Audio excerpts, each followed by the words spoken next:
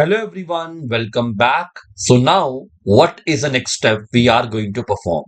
So if you recall what we had done, we had understood what Amazon Athena is and we had queried the data present in the S3 bucket directly using Amazon Athena. As I told you, I'm going to help you out with the two more ways in order to do this task. Let's move towards our second way, get an idea like what we had done. So I'm quickly taking you all to the Athena dashboard and let's collect the points what we had done in the past. So in the Athena dashboard, the first thing we had done in the settings, we had provided the query result location. And then after going to editor, we had created a database and we had created a table. Okay. Once the table got created, which is pointing to the data present in the S3 bucket, we started executing our queries and we started talking about some table properties. Okay. I told you that all these databases and tables are going to be stored in Glue or are going to be actually created as a part of the Glue catalog. You can see here. If I'm going to Glue databases, this is the one which we had created. And if you will go inside this DB, this sales data is the name of the table we had created. Okay. You can also compare it from here. Everybody. This is the name of the table. Now, this is obviously an external table, means it's not holding your actual data. Your actual data is still present in the S3 bucket. Okay. So this thing we had done using create external table SQL command. What if I'm asking you that you don't have to create the table explicitly here? Suppose you are dealing with a huge data set, a data set was having many attributes, hundreds of attributes or thousands of attributes. What you are going to do? Are you going to manually define all the attributes here? No, that's not an ideal way. That's not a good idea. In that case, you have to explore AWS Glue. In Glue, we have a feature called Glue Crawler. That Glue Crawler is going to infer the schema by crawling the data source. That is the thing we are going to see as a part of this particular demonstration. So let's keep this table active. Okay, we will be using a same database, but we are going to create another table using Glue Crawler. And whenever I'm using a word creating a table, actually we are creating a table definition. We are creating the table schema. Okay. Or we are creating a data schema. Anything you can say. Now, idea is if anybody wants to get a quick overview on Glue, you can see it from here. Serverless data integration. Move data sets of nearly any size and prepare them for analytics and machine learning. Glue has data integration tools for every skill set and manages all the infrastructure, remember. Okay, so now let me help you out to show this demonstration. So first thing first, we have to create an IAM role. So basically, IAM is the foundation of security in the AWS, all of you know. It is used for managing the permissions, means authentication and authorization. And if two services in the AWS wants to interact with each other, you can provide or enable the secure interaction with the help of IAM role. Like here, obviously, Glue has to perform certain actions in this account.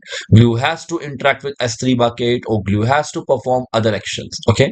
So we will be needing an IAM role for Glue. So let's create a role with the basic permissions. Go to roles, everybody, and click on create role. Now, from these choices also, you can understand what are the use cases. For example, right now, I am talking about this one, AWS service.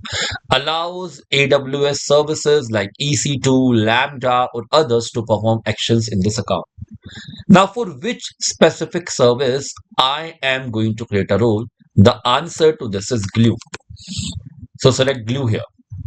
Okay. Click on next button. And from here, you can choose a permission policy. Let's say I will be providing the first permission policy as S3 read. After this, I will be providing another policy called glue service role. Let's check that.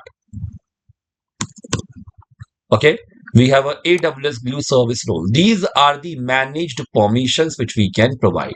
Okay, or these are the AWS managed permissions or AWS managed policies which will be managed by AWS. Everybody, scroll down, go to next, and give a role name. Let's say exploring Glue and Athena. Anything you can give a role name. Obviously, when you're going to work in the industry, there would be some conventions which you have to follow. After providing this role name, scroll down, and what you have to do, click on create role. So your IAM role is ready. Now where we are going to use this role, we will be using this role while we are going to create a crawler in Glue. Okay. So click on view role, and you are going to see the role here along with the permission policies you have provided. Okay. Now next step is switch back to the Glue dashboard, and in the Glue dashboard, I'm going to use crawlers. Okay. So currently I have some crawlers in my dashboard. That is totally fine. If you want, I can delete all these crawlers right away. Click on delete crawlers and delete. Okay. Now, if you want to recap the statement I have presented to all of you about crawler, it is a crawler connects to a data store, progresses through a prioritized list of classifier to determine the schema for your data, and creates a metadata table in your data catalog. That is my requirement. I want to create a table definition, everybody. That is something I'm looking for. Okay. So click on create crawler. Give a name of your choice. Let's say demo glue crawler, something like this. Okay. If you want to provide a description, you can. Next, you have to add a data source or data store, means from where you want to crawl the data, like which data you want to understand in order to give you a metadata or schema definition. So click on add a data source. S3 is selected. There are other data sources you can add. I am using S3 for this demonstration. Then I have to browse for my bucket. So I'm just taking this bucket name, everybody. I will be coming back. Click on browse S3, browse for my bucket, open this bucket and select the sales data. Okay, because we have our file or our data set present inside this prefix. Click on choose. Don't worry about this error, it will go away. It is telling you all folders and files contained in the S3 path are crawled. For example, if you are typing like this, to crawl all the object in my folder within my bucket, and that is something I'm looking for. Okay, I want to crawl everything present inside this prefix. Okay, say add S3 data source. Once it is added, go to next, everybody. You have to choose an IAM role here. So which role you're going to choose? The one which you have just now created. Now see, based on the role you create for a service, the role will be visible here. Let's say if I have created a role for Glue. So that roles only will be visible in the Glue dashboard, everybody. So this is my role, exploring Glue and Athena role. And go to next, everybody. You have to select a target database in which the table would be created.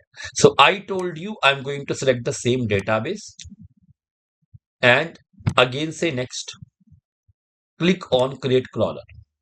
Okay, the crawler is created. Now for the simplicity, I'm going to run this crawler on demand, but you can also enable the event based trigger. What do you mean by event-based trigger? Means if something is happening, for example, you don't want to all the time run the crawler manually to enforce the schema. You can also set up in this way whenever there will be an upload in the S3 bucket, this crawler will be triggered. This crawler is going to enforce the schema so that you can get the updated table definition. Okay, so I'm clicking on run crawler for the time being. You can track the progress of crawler from here, or otherwise you can come out and you are going to see the crawler here. Okay, refresh it. Now my requirement is if everything would be fine, I should be getting a table change count as 1. I want to see the definition of the table.